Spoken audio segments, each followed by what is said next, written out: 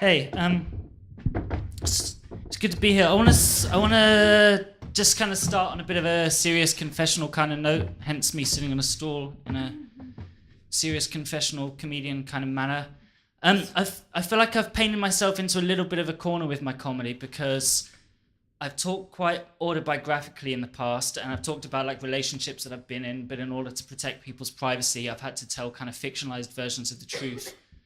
And I haven't been able to kind of tell the real truth. And then later I've admitted that on stage, and people have kind of come to expect like this weird version of the fiction combined with the truth when they see me do comedy. And now I want to move into trying to speak very literally and truthfully from the heart and admit things that are very personal to me, and people are kind of on their guard and expecting that there's going to be some weird meta twist. And there's not. I just want to talk literally a bit at the start and admit something that I haven't talked about on stage before, which is that I am only 13 years old. I don't mean that in some kind of metaphorical way. Like literally, I was born in the year 2000. What happened? I was at the fair and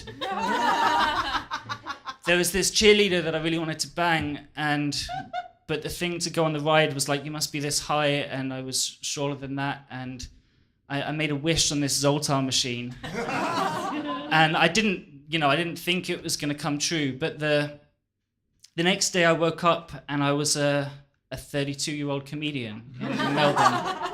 And it's been fun for a while, but I think I'd like to go home now. So this is my public plea.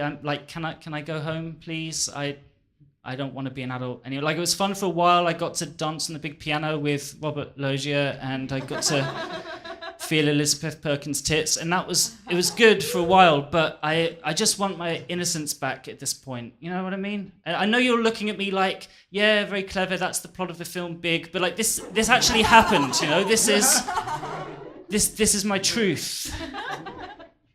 Because I don't feel innocent anymore. You know, I really genuinely feel like I've lost my innocence. Just give an example of like how my week started off. Like, it's Monday, it's supposed to be starting a fresh week. I have lots of things to do, got this festival to organize, want to do my show, and it just, nothing fucking works out. Like, I didn't get up till 1, and that was deliberate because I didn't want to wait for the new Breaking Bad episode to leak. So I wanted that to already be online by the time I woke up. And then I watched that immediately because that's a relaxing and uplifting way to start the week. It's the way they resolve one cliffhanger and then give you 10 more to stress about until the next week, and then just eject you back into the real world. I think they're trying to simulate what it's like to be a meth addict by just giving you this little fix, and then by the end you're like, no, but just I want more, one more episode, then I'll deal with the real world. But no, I had to, and so I was all fucking tensed up and at the computer, and I needed to unwind, and so like most tensed up males at the computer who needs to unwind, I masturbated to pornography. It's the inevitable next step. But my pornography of choice today was the leaked naked photos of Jodi Arias. I don't know if you've heard of her. She's the convicted murderer from America who stabbed her boyfriend 29 times and then shot him in the head. But she's got kind of nice tits, you know? So I masturbated to those, and that's a tricky thing in itself, because if you do a Google image search for Jodi Arias naked, there's quite a few autopsy photos also come up in the same search results, and it's, you know, when you're jerking off and you're just flicking between windows, you have to be careful, you know, because 1 second you look at some nice tits and then just like a murdered man, and it's... And all of this, by the way, is before I've had breakfast, you know? This is just starting off my week with a stream of sex and violence just being beamed into my fucking head. And then you go researching the case history and clicking around on Wikipedia, and I started reading about the Ariel Castro, you know, the guy who just hung himself in prison. Sophie mentioned him earlier, the guy who kept 3 women captive in Cleveland for 10 years, which is kind of amazing achievement. I don't know if achievement is the right word, but it's...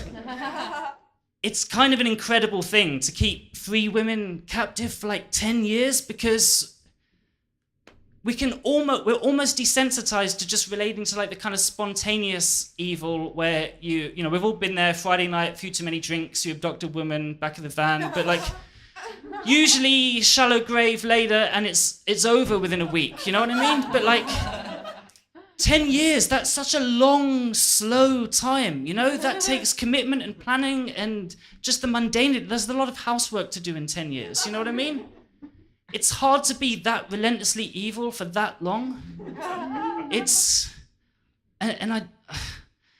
I'm just Googling around, researching the stuff, asking internet stupid questions, trying to figure out because they were all kept captive in the same house, but in separate rooms.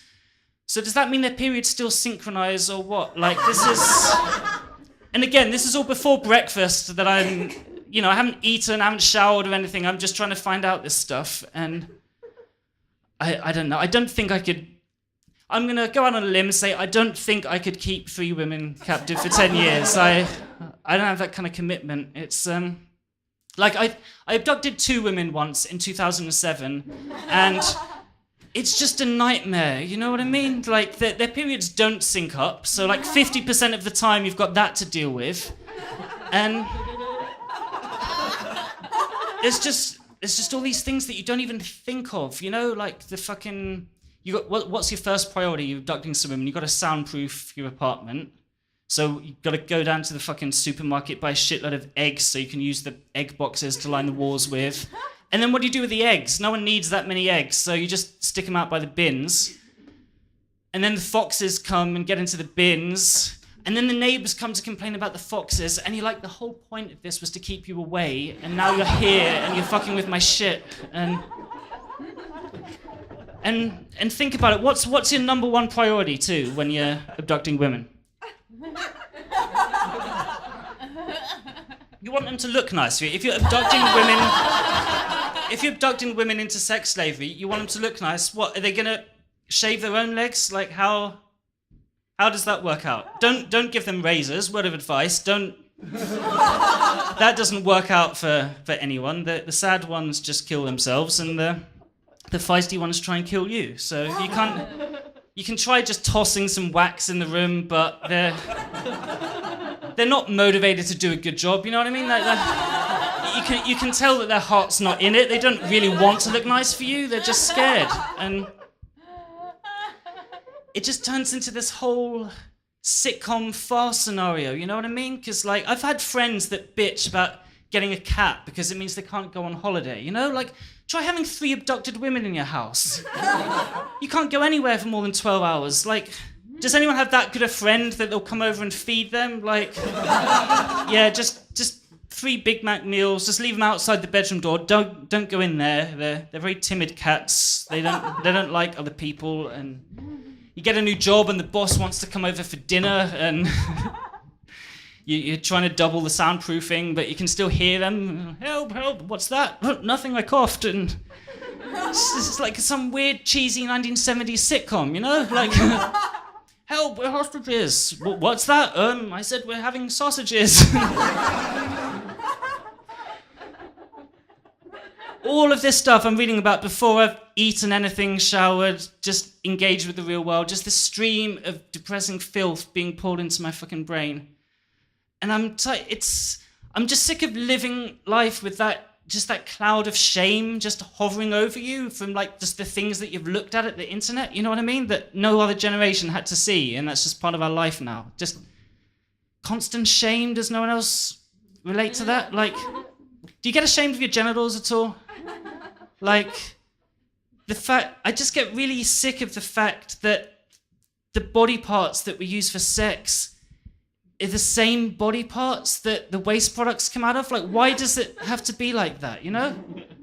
I'm just sick of pissing with my dick. It's so depressing. Like, because how are we supposed to feel sexy and good in our bodies when, like, we're pissing so much more than I'm having sex with it too, you know what I mean? Like, just the volume of the cum to piss ratio is way off. I don't understand how I'm supposed to feel like, if we could switch the volumes around So the waste product was just a little, small amount comes out a couple of times a week, and then conversely, an orgasm would be like a proper both feet on the floor thing, standing there like a fountain for 30 seconds.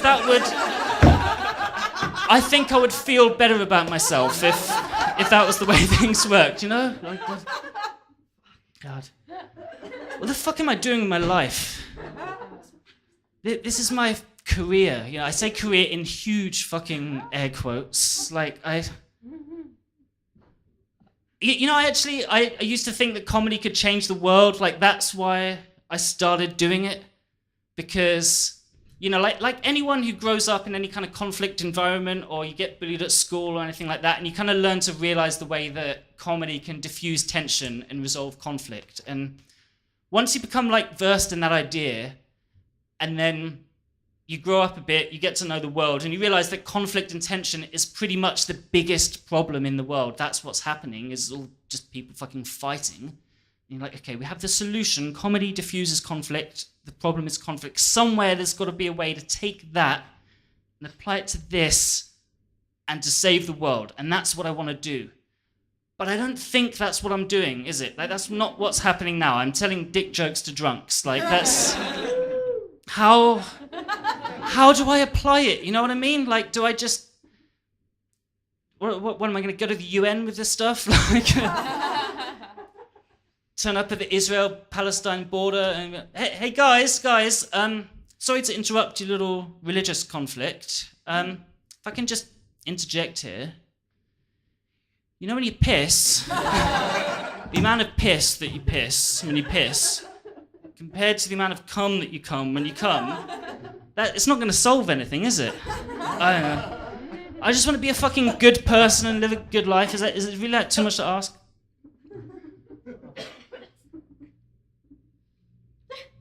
And I'm starting to suspect that I'm not actually a good person. Yeah.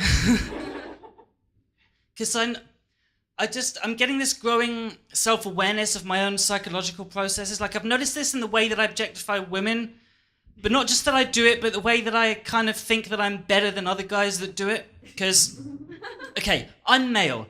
Like all males, anytime a female of the species wanders into our field of vision, I instinctively weigh up whether or not I would fuck that woman. That's just an instinctive and voluntary process. That doesn't make me a bad person. That's just what happens. But I've evolved this little thing where if I ever see a woman that I initially instinctively think is unattractive, then I try to say, hey, no, don't dismiss her like that. Look a bit harder. And I try to find some fuckable quality in her that, like, if I had to fuck her, like, maybe she's got nice eyes or something, that go, yeah, okay, if I had to, I could achieve orgasm inside her by focusing on this detail of her. And it's not the fact that I do that makes me a dick, but it's the fact that I give myself moral credit for doing that, Like, I'm being such a charitable guy by doing that, And I'm not. That's just, this is probably even more sexist, isn't it? But women are worse, though. Like, guys, we get all the shit for being sexist, and we're constantly accused of being misogynistic, and I've got so annoyed over the years of just being accused of sexism until I realized that there's one thing that all women do that you can just shut them down. Anytime they accuse you of being sexist, just throw this back at them, and there's nothing that they can say to prove that women are much, much more sexist than us. And anyone here will relate to this. Have you ever noticed anytime you've got two women going down at you at the same time, they always make eye contact with each other instead of you? It's like, hello, I'm a person. Like, I exist. Sorry, I'm not just a conduit for you two to explore your bisexuality without asking yourself difficult questions. Like, I need intimacy too, Like, see, it was funny because the thing that I said turned out to be even more sexist. I'm revolutionizing comedy. Fucking hell, I need a real job, I think. Believe it or not, I'm unemployed. This may be hard to believe, but the interview stage is a bit of a sticking point. It's not working out that well. I think the main problem with job interviews is that I can never resist telling the people that I'm a stand-up comedian, because I think that maybe that'll make me stick out or be memorable or something, and my CV's kind of shitty because I've been doing this. And so maybe they'll like that, or they'll want to at least think they're the kind of person that encourages creativity. So I always tell them I'm a comedian, but then they just go, okay, tell us a joke then, and then I have to do the whole awkward, well, I don't really tell jokes, I do more weird deconstructive storytelling. It won't make sense in this context. And they're like, oh, we don't mind, we won't judge you too harshly, just give us an example. And I'm like, no, it won't be funny now, trust me. And they're like, okay, we won't judge you, just give us an example. And I'm like, ugh. Okay, you know when you piss, the amount of piss that you piss when you piss, compared to when you come, the amount of cum that you come when you come, and therefore unemployed. So I am in counselling to resolve these issues. I just want to reassure you all of that. I started counselling about 4 months ago. This is genuine. I started counselling because I've had some experiences with violence in my past that have kind of affected the way I view the world, and I've had a few relationships with partners with sexual abuse in their past that kind of led to unhealthy relationship patterns and gave me a kind of distorted view of sex, and I wanted to go and address those. And so I turned up at this new counsellor, and on the first day she asked me why I was there, and I was like, okay, well, I'm here. Basically, I want to explore the impact that violence and sexual abuse has had on my life. And she just accused me of trying to be edgy. And I was like, no, what? No, I'm not trying to be dark or edgy. This has impacted him. I just want to talk about what's happened to me, you know? And she was like, yeah, okay, Mr. Bill Hicks wannabe, like, oh, you're so dark. And I'm like, what? No, I'm just want to talk about my life. It's like, yeah, take it elsewhere. Oh, you're so edgy and impressive. Oh, you talk about rape. And I'm like, no, that's not what I'm doing. What's that? Are you even a real counsellor? And she's like, well, no, I'm not a real counsellor, am I? I'm clearly a figment of your imagination that you've concocted to satirize criticism of your comedy. And I was like, okay, that's true. And she's like, well, exactly. And it strikes me that that's the kind of thing that Stuart Lee does a lot. And having kind of imaginary conversations with made up people. And I was like, yeah, okay, fair enough. Stuart Lee does use that technique a lot, but I know, I think when I do it, it has more emotional resonance. And she's like, so are you saying that you're better than Stuart Lee, are you? And I said, yes. Yes, that's what I'm saying. I'm better than Stuart Lee. I've taken what he's doing and I've added emotional elements, and I'm now the best comedian. So yeah, unemployed, as I say. And yeah, I guess I deconstruct comedy too much. I've been obsessed with this book that I read called The Pattern Recognition Theory of Humor, and it's this like really dry academic text, but it kind of suggests the idea that all instances of anyone finding anything funny ever is being surprised by the recognition of a pattern. Like, so when someone points out a connection that you didn't previously see coming, so it could be like just a simple pun, like example pun. I was walking past a massage parlor the other day, and there was a sign outside saying 30-minute facials, and I was like, wow, that's a lot of cum. Like, you know, it took me 8 seconds to write that joke. There's no emotional content to it, but you spot the pattern, it takes you by surprise, so you laugh. And the same, that's why people like observational comedians, because they point out stuff that you've all subconsciously noticed, but you haven't like consciously noticed before. Quick example of observational comedy. You know when you piss, the amount of piss that you piss. See, wow, 4 callbacks. See, that's pattern recognition, motherfuckers. It works on like visual humor too. Like, if you'll imagine a series of portraits of middle-aged guys standing next to their sons, and you can see facial resemblance between them, that's not funny, is it? You can spot the pattern, but it doesn't surprise you because you know they're related. But if you go to the Tumblr account, Sarah Jessica Parker looks like a horse. There's a series of photos of a chick from Sex and the City next to a series of photos of horses, and it takes you by surprise how much she looks like a horse and it makes you laugh. Therefore, comedy. You know, you can combine two aspects of comedy. It's still the pattern. Like, I don't trust hermaphrodites. They're always leaving toilet seats at 40-degree angles. So, you know, that's just basically fusing observational and puns. You know, no emotional content whatsoever. But that's all comedy is. It's just surprising us with recognition of a pattern. But I like really delving into that, you know, because I don't like it when just people tell pun after pun after pun. Because I always feel like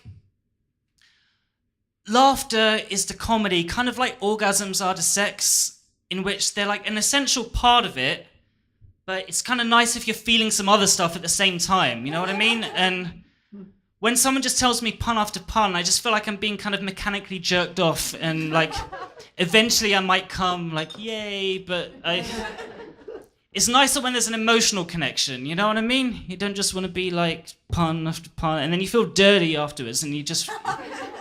Like, you know when you're wanking to pictures of murderers, and you know how quickly after orgasm you lose interest in what you were just looking at? That's how quickly I get bored after someone tells me a pun, you know? I'm like, haha, yeah, okay, now I feel dirty.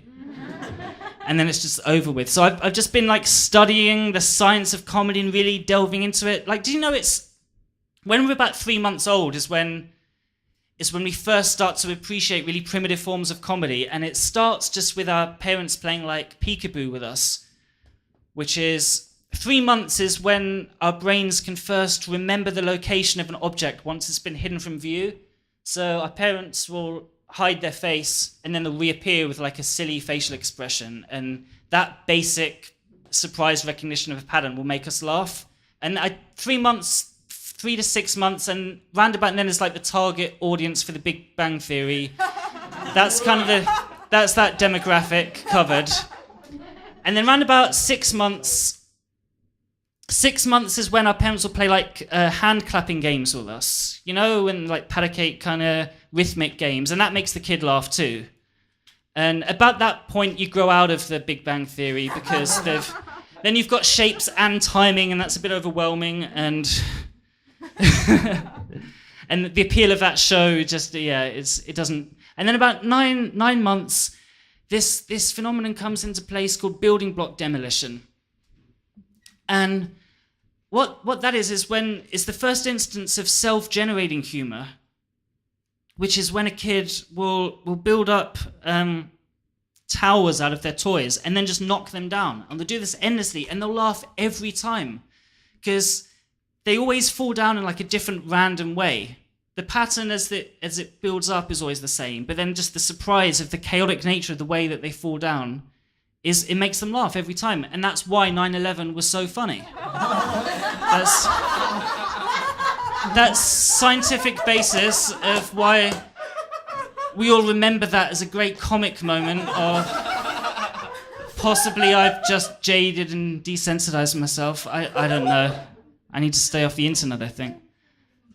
I got reading about that Zimmerman trial. You know, the guy George Zimmerman who killed the 17-year-old unarmed black kid. And I don't know if this is going to be that funny because it makes me too angry to talk about. But killed a 17-year-old black kid and then just got not guilty of murder. And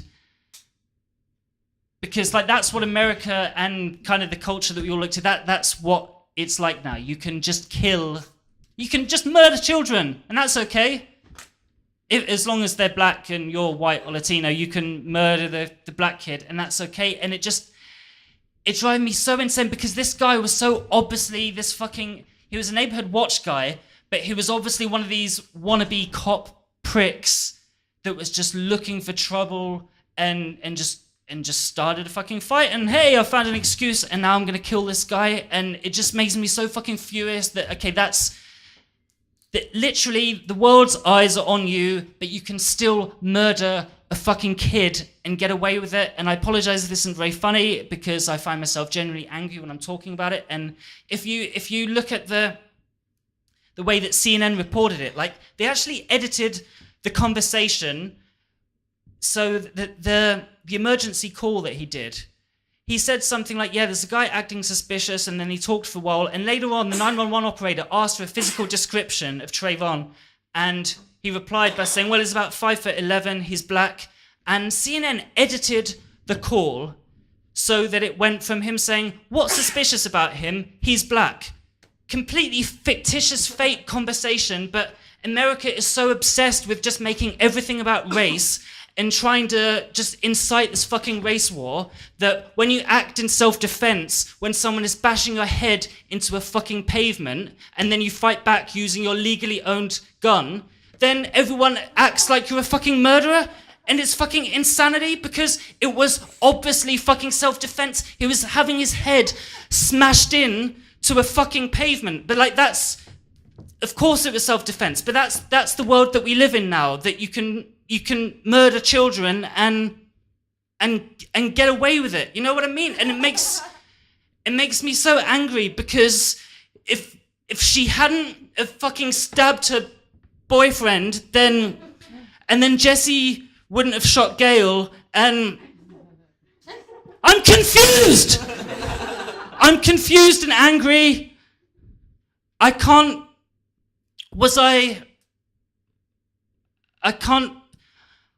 remember if I think it's murder or self-defense. But I know I'm angry about it, and I know that the internet it needs to know. It's waiting. It's waiting. I have a fucking podcast due out. The internet needs to know my opinion. What I think I've broken my brain with this stuff. Fuck. This is kind of what this show was supposed to be about. Because don't break your brain with the flood of evil, because it's really overwhelming and confusing. And if you let it in, and if you let it desensitize yourself like that I don't know, you will end up in this crazy dystopian future where you end up electing a leader that uses the phrase "the boats will be stopped" in his victory speech. Like, can you imagine if that happened? What it would be like to live in that wacky Bond villain kind of reality? That would be fucked, wouldn't it? Thank God that's not the case. Fuck. Where? And now I have to have an opinion about Tony Abbott, and where I don't have any brain cells left. Where do you fucking start? He's a Christian, yeah? Like, I just want to dispel a myth right now. I'm going to put this out there. I'm not a biblical scholar. I realize that I may have presented that impression, and I just want to clarify now. I'm not a biblical scholar, but just with like a passing familiarity of Christianity, I'm pretty sure what the main point of Christianity is turn people away that need help, yeah? That's what Jesus' main point was, is that when people come to you because they're suffering and they're in fear and in danger, then you stop them. Stop the boats. I don't know if that was Leviticus. I'm not... Like I say, I'm not a scholar. I don't know the exact verse, but I don't know what pattern is supposed to emerge at the end of all this. There's a constant stream of evil feeding into our souls, and we're all fucked. Surprise! That's not a good pattern. What's a better pattern? How about all conscious beings experience suffering and we should extend empathy infinitely to all of them? Surprise.